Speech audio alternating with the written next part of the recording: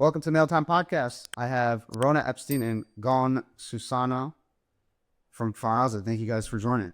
Thank you for inviting us to be here. Inviting us, then. Yeah. So you guys are here in Ball Harbor. We'll get to why you're in the Miami area. But if first you guys want to just go into a little bit of your backgrounds. You both were born in Kfar Aza? I'm kind of. Okay, you're kind of, but you are. So I was born and raised in the kibbutz. Actually, both of my parents was growing up in the kibbutz. And that is something like super unusual for a couple to date inside the kibbutz because it's like cousins, you know? So I was just saying when they were young kids, they basically grew up together and then started dating. Yeah, they actually started dating when they left the kibbutz and met each other again in Tel Aviv. So it's funny. Wow, okay. And when did your family first come to Kfar Aza? I think in their 20s. What? They came back to the kibbutz, married, started a family. Yeah. Wow, okay. When did you get to Kfar Aza? I came to Kfar Aza 1.5 years before the 7th of October. I was born and raised in Falsin. This is the next kibbutz. I grew up there all my life. My family moved to Kfar Aza and we became members of Kfar Aza. I was in the middle of building my family home in the kibbutz. So I'm pretty new in Kfar Aza, but not new in this area. Because Falsin, Kfar Aza, it's almost the same. But right now I feel a big part of Kfar Aza after the 7th of October. So what did each of you do on the 7th of October and what was your family doing as well? So I was actually away. I was hiking. I'm a tour guide. And I was guiding this hike for a group of teenagers. And that day I was on the Hebron mountain. And the rest of my family were in the kibbutz. Because both of my parents lived in the kibbutz, I have family both sides. So my parents was their cousins from both sides and red parents as well. For those of us who are unfamiliar with the geography, everyone was living close together. So when terrorists infiltrated, everyone was basically right next to each other? Yeah, actually, my cousins are my neighbors, like literally my neighbors. It's like a dream, you know? Yeah, like the kind of path between the two houses was a highway. We can say that.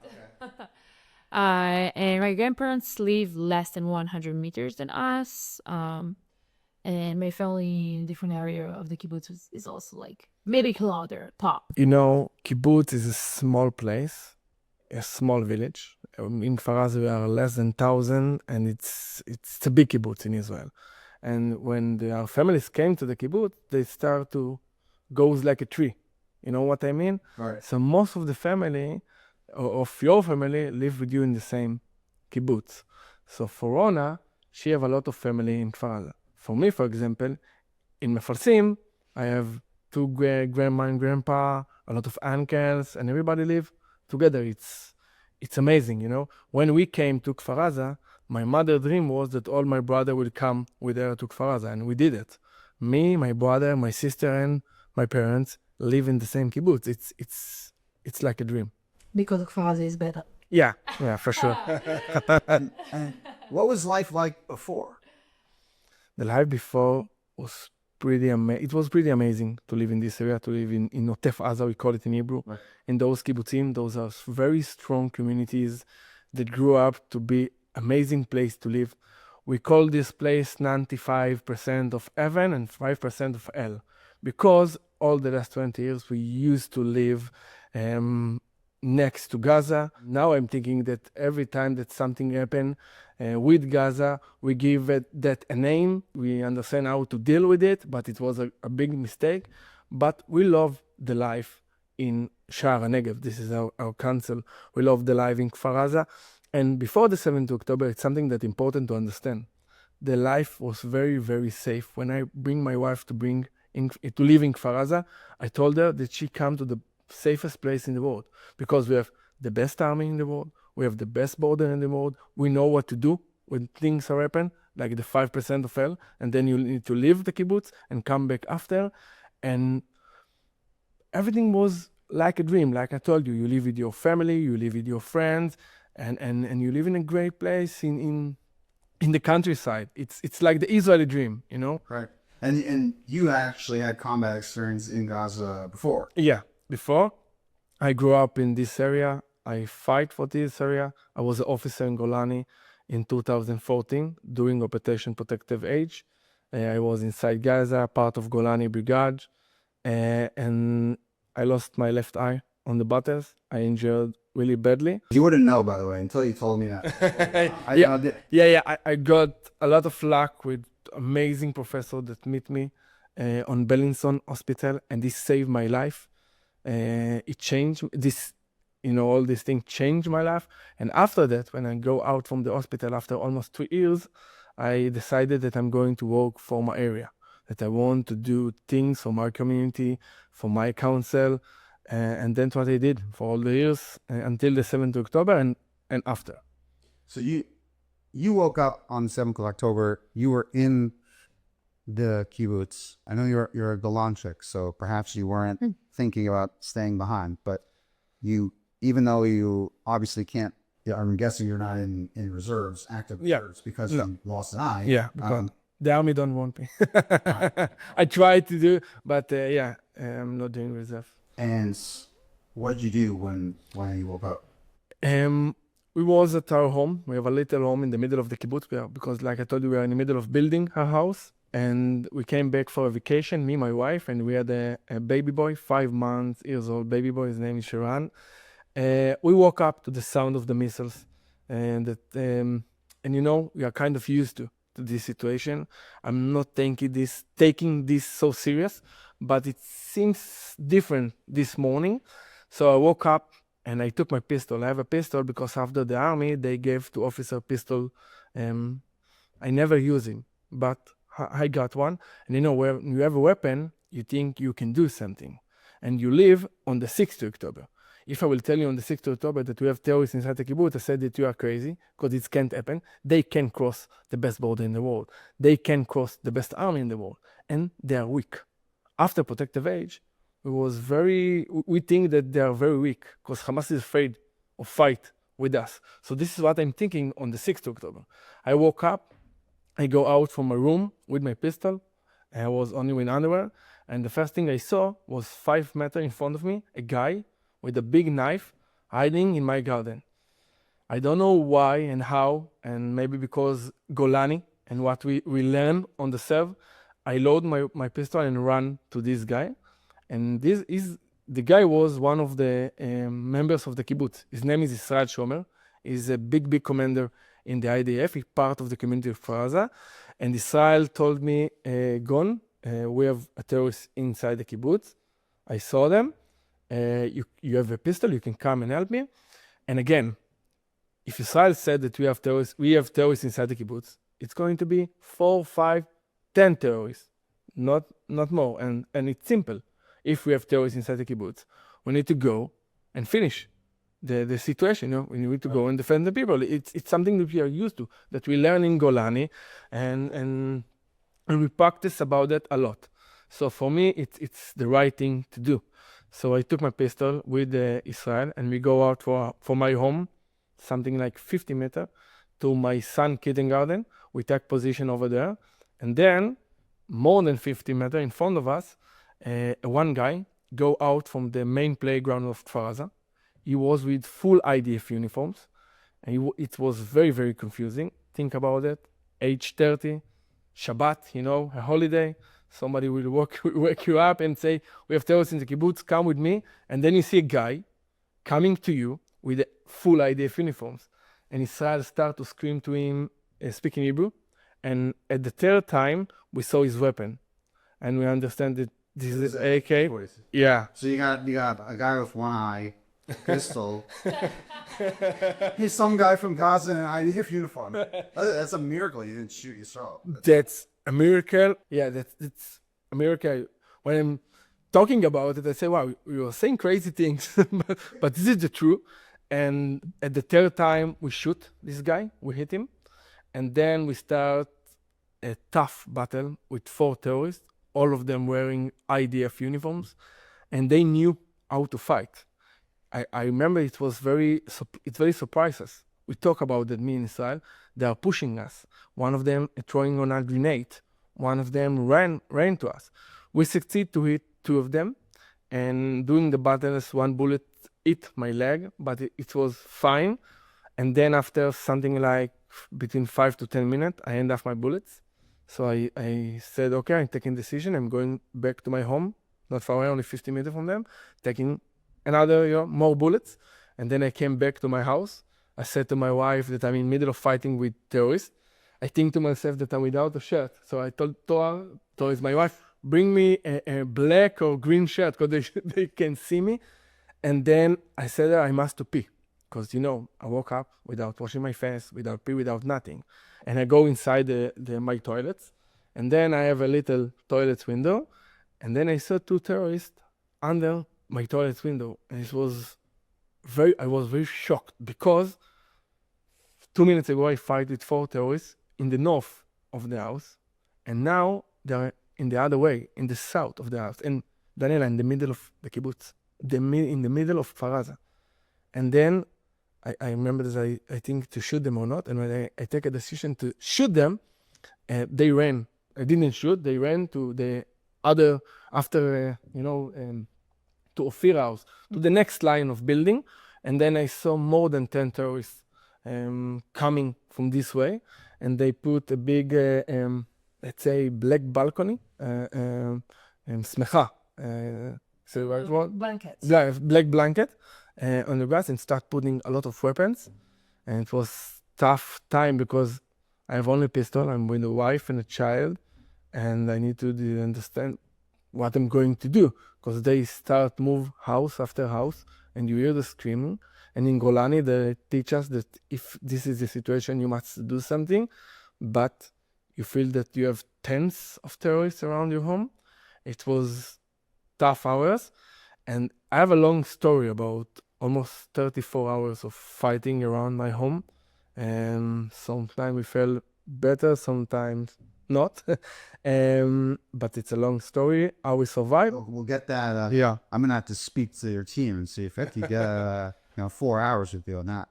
You found out that your grandmother was shot from your family members? Yes, I have. So that day I was away. I was hiking. I was waking up this beautiful morning in the middle of the nature, having really one of my best moments in life. And we started to climb the Hermon. And the kids stopped to take a picture. And I was looking down from apart, so proud, so happy of these kids. Having really one of the most beautiful moments in my life. And then my mom called me. And I answered, "Hi, Yobosh. Hi, mommy," in the most happiest way. And she told me, "Wanna go sit for a second?" And I did. And she told me, "Grandma was shot by a terrorist." That was a shock for me. As Gon said, he was quoting my uncle, my dear uncle, Ophir Epstein, 90% heaven, 5% hell. We felt the safest in the kibbutz. Like Ophir said, we felt the safest. And imagining that in my head was unbelievable. I felt more safe in the kibbutz than in Tel Aviv or in Jerusalem. Really. Because, we had the air attack, but we prepared ourselves. We have protected ourselves. And we never, ever, ever imagined that the terrorists can actually break the wall. That was an unbreakable wall for us as civilians that lived there. Actually, later we have found out that my grandma was the first one to be killed in the kibbutz. This is how we, as family, was finding out about the terrorists. And less than an hour later, I received another phone call from my dad that told me that Ophir, my dear uncle, died. That absolutely broke me. Losing 2 members of my family in less than an hour. How can anyone process such a thing? How? And I felt on the floor. I physically felt on the ground. And after that, my aunt picked me up from the hike to be with me. She was living up north. And in 11:45, she told me, "Rona, I need to tell you something." And she gave me the look. I already have recognized the look. And I told her, "Tell me who's dead. I don't want to sit. Tell me who's dead already." And she told me, "You know who." And I was thinking on that moment that it might be my dad, because he also had a whistle. He had weapons.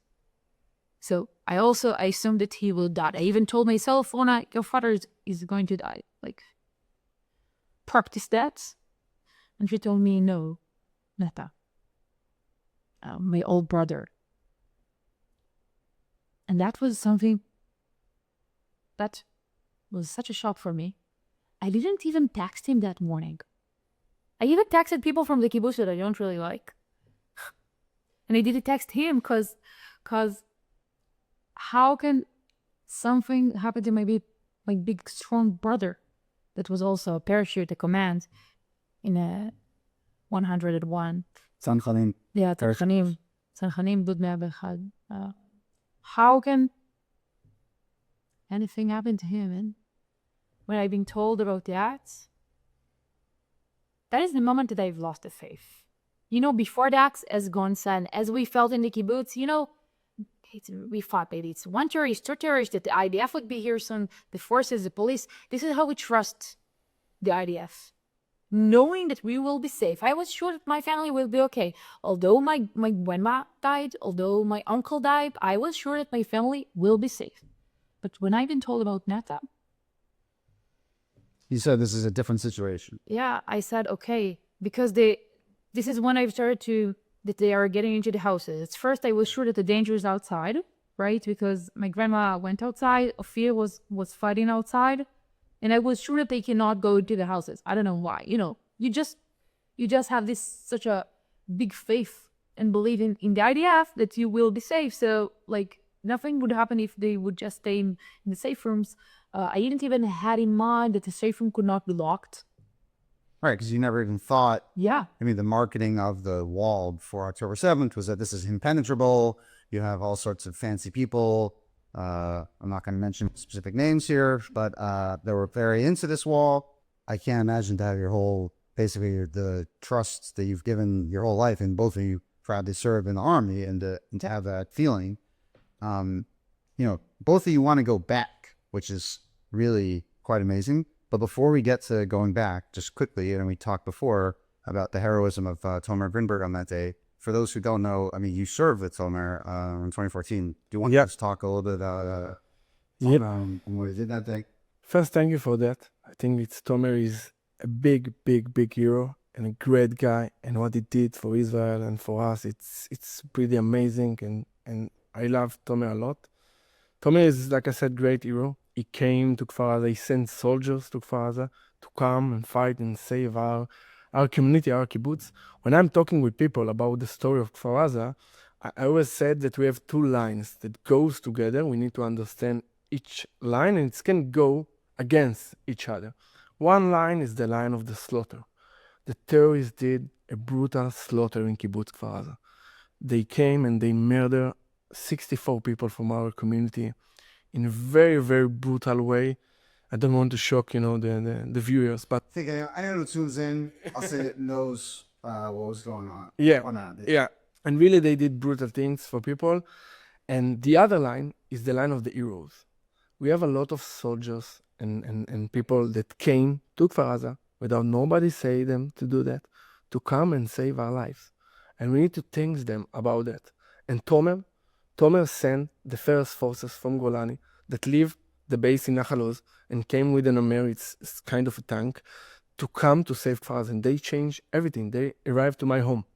Those guys from Golani, brave guys from Golani. And then Tomer arrived and they fight a lot inside Kfar Aza. He have his famous story about the twins of the Berdichevsky house. He saved those twins. The terrorists murdered the parents very early in the morning. The parents live near your grandma and your family. And they use those twins as a trap for everybody for almost 12 hours. And Tomer, with his great abilities and his very brave man, came to Kfar Aza, killed those terrorists and saved those twins and saved a lot of people. We served together on protective age. Me, Tomer, and Itai. Itai is the father of the twins, a great guy also. And me and Adar, the mother of the twins, we grew up together. And unfortunately, Tomer died during the battles in Gaza. And we appreciate him a lot. We love him a lot. And we remember him for life. And we thank him. Thank him for what he did. also give a shout out to all the other soldiers that were injured or fell that day. Yosef, Gedalia, Asher's been on the podcast a number of times from Duvdevan, also Ben Bronstein. Those guys are brave men that came to save our life. And so many soldiers that didn't even receive the command to go to the kibbutz, and just by themselves, they have decided to, fight for us, and they gave us. And I know that also one of the things that was difficult for Tomer that day was that his own men and women were being attacked in their bases, and he had to make a decision to go to the civilians or the soldiers. I know that even his son God was shot in the head right away, and then he called up his next son God, who's now a dear friend of mine. But I won't say his name for here. But they went one way and Tomer went the other way, and just those kinds of decisions change everything. You can't even think about how hard it is. And they really ran in it fearlessly to try to save as many people as possible. Yeah, I must say about Tomer's soldiers that he took, they leave the base in Achal Oz, and everybody there was under crazy attack on the base, and they came to Kfar Aza with this Namer, with this kind of tank. They drive all Kfar Aza like crazy. We can see them in all the cameras, and they change the situation because the first forces of the Nukhba, the terrorists that arrived to Kfar Aza, they murder a lot of people. Almost 60% of the people that they murder in Kfar Aza was murdered on the first hour of the morning, in the first attack. And when those guys arrived to Kfar Aza, they are the first forces of the IDF that arrived to Kfar Aza, they changed the situation because the Nukhba said, okay, now we need to fight the IDF. And they arrived to my home with the Namer. And the Namer hit by 3 RPGs in front of me. And they stopped the Namer for 5 minutes. And then they turn on, go around, and came on foot to fight those guys from Golani. And they fight it in the death in Kfar Aza. So we need to appreciate that. And I don't know how to say in English, but that's DLM. Yeah, salute them. I appreciate them. Yeah. You guys want to go back. And for so many people, I think that's why you're here in Miami, to help raise awareness and frankly money, because you're trying to ensure that you guys can rebuild the kibbutz. Do you feel safe going back? Do you want to go back? No. I do want to go back. After what happened to us, I have decided that my mission in this world is to share the story. And in the past 6 months, I have been leading many delegations and tours in the kibbutz to share and spread the story as much as possible. And I find myself a few times in a week in the kibbutz, maybe every day. And I miss my home so much. Really, I miss it so much. But honestly, I don't feel safe enough now, while Hamas still exists, to go back. Because they're waking up every morning saying we wish to do October 7 again. They have told Agam Goldstein, a friend of mine that was in captivity for 52 days. They told her, Agam, we love you. So the terrorist in captivity, don't come back to live in the kibbutz because we just don't want to kidnap you again. Go live in Tel Aviv. And how can you, when these organizations still exist, when that's your will, that's your mission, spirit, how can we go back? And I wish to go back. So I'm waiting for the day that we would come back. On this podcast, I had this man, Mutassim Dalul. He's a prominent reporter in Gaza. He's a fan of the resistance and all this stuff. And he actually said that Be'eri is a settlement and that Israel's not going to... And this is like a couple weeks ago. So that's what they think. Right. So thank God President Trump is trying to push that. And I hope that Israel really can do the necessary things to make it possible. We must. We don't have any option, we must. Right. I think that I came to Kfar Aza 3 days after the 7th of October. The manager of the community called me and said, we need some civilians to be there to try to manage the thing with the army. Because the army don't know what to do. It was very tough time, maybe the hardest of my life, to come back to Kfar Aza and try to manage a thing for the community. And I remember that I felt in all my body that the terrorists attack my home. They attack my land, they attack my family, they attack my community, and they try to destroy everything. But they don't destroy my hope. And we must build Kfar Aza again. I always say that my grandma, and you have story almost the same, when she ran away from the Holocaust and she ran away from Majdanek to Argentina. And when she took a decision to come to Israel at age 18 to build a country, it was the right Zionist decision to do. And now I'm saying to my generation, this is our job. We need to take this right decision and we need to build Kfar Aza. Because if we lose Kfar Aza, if we lose the north of the country, so we will lose Tel Aviv. And we have only one country, and name is Israel. And I understand Rona. The situation is not easy when Hamas is still in Gaza. But we have only one army, and I trust the IDF. What is the IDF?